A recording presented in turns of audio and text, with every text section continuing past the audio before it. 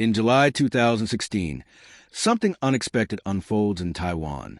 On the buzzing streets of Taipei, beneath flashing neon lights and a hum of everyday life, a robbery takes place, silent, weaponless, and surgical.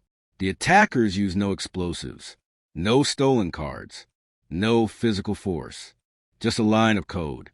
They came out of nowhere, says Inspector Su from Taipei's cybercrime unit. No alarms, no violence. The machines just started spitting out cash. It began with reports from a local bank. ATMs were dispensing money without anyone touching the keypad. Surveillance footage later revealed two men in baseball caps standing casually near the machines. They inserted nothing. They typed nothing. And yet, the cash poured out. Taiwanese law enforcement was baffled. The heist had hit 41 ATMs across the city. The losses? Over $2 million. And the most chilling part, there was no trace, no fingerprints, no digital trail, just an eerie silence. Authorities didn't yet know it, but they were facing a new kind of enemy, a global cybercrime syndicate known only by one name, Carbonac. By the time investigators began to connect the dots, the damage was done. Carbonac, an elusive cybercriminal group suspected of stealing nearly $1 billion globally, had just made Taiwan their latest victim. This wasn't a local job, says Interpol analyst Maria Chun. This was coordinated, remote, and surgical. The malware they used? It gave them total control over the machines from thousands of miles away. Unlike typical ATM frauds, there were no clone cards, no brute force. Instead, Carbonac deployed custom-designed malware that infiltrated the ATM systems. Once inside, the code lay dormant, waiting for a remote signal. That signal came in July. With just a smartphone, the attackers triggered the malware. ATMs followed commands like obedient soldiers. Cash spilled out, and the money mules collected it, cool, calculated, and gone in minutes. By the time police traced the machines, the hackers were already on a plane out of the country.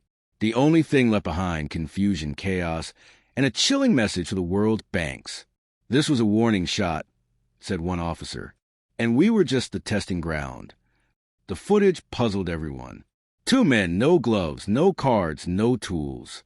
They simply stood in front of the ATMs. Then, as if by magic, the machines began to empty. They never touched the screen, recalls Officer Lin from the Taipei Police Department. They weren't stealing money, they were commanding it. The investigation revealed the terrifying truth. Carbonac had penetrated the banking core systems. The malware, once installed, mimicked the behavior of bank employees, authorizing withdrawals, transferring funds, and even creating fake accounts. They made the system believe that it was following its own orders, says FBI Cyber Division expert Thomas Reed. This wasn't just hacking. It was possession. But how did they get in? The answer was disturbingly simple. Phishing emails, disguised as harmless internal memos. They carried malicious payloads that infected entire networks with a single click. The banks never stood a chance. And the timing? Precise. The attacks happened over a long weekend, when IT staff were away.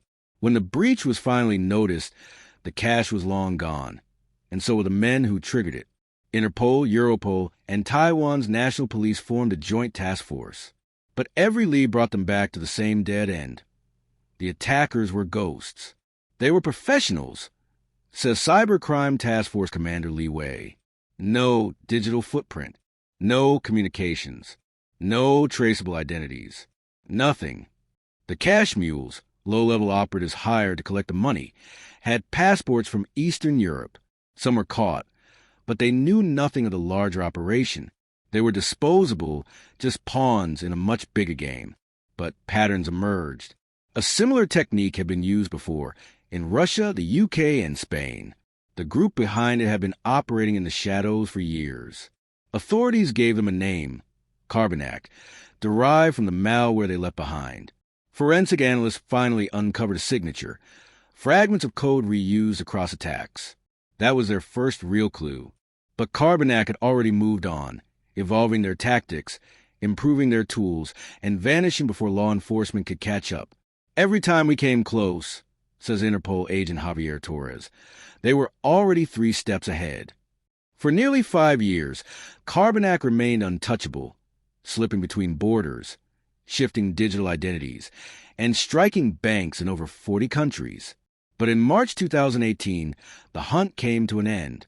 Spanish National Police, acting on intelligence from Europol and the FBI, raided a luxury apartment in Alicante.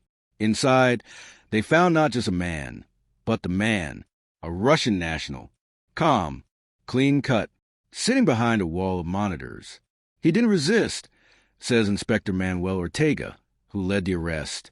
He just smiled, like he knew this moment would come. His name was never officially released to the public, but law enforcement identified him as a suspected mastermind behind Carbonac, the architect of a billion-dollar cybercrime empire. He had lived quietly, blending in, using cryptocurrency and fake IDs to hide in plain sight. Investigators recovered laptops, encrypted drives, and handwritten notes, some of which contained blueprints for future attacks. It was like capturing a digital terrorist, says Europol analyst Sophie Marceau. He didn't just steal money. He rewrote the rules of cyber warfare. The arrest sent shockwaves through the global cybersecurity world. But for investigators, it wasn't just about one man. It was about what he represented, a new era of organized crime, one without borders, bullets, or fingerprints. The threat didn't end with his capture, warns FBI Special Agent Dana Mills. Carbonac was never just one person. It was a network, an ideology, a blueprint. Even after the takedown, copycat groups emerged, adapting Carbonac's methods, refining them, and launching new attacks on banks, governments, and hospitals. The malware had evolved. So had the war.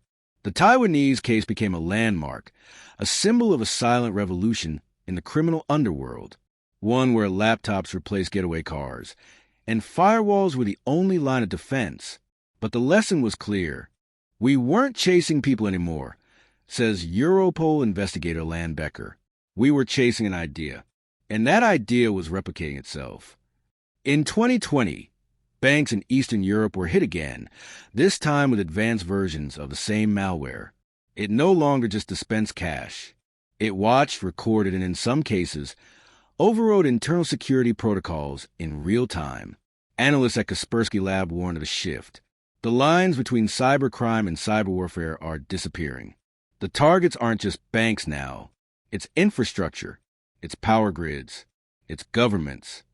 The Carbonac operation had shown the world one terrifying possibility. What if the next billion-dollar attack doesn't take money but control?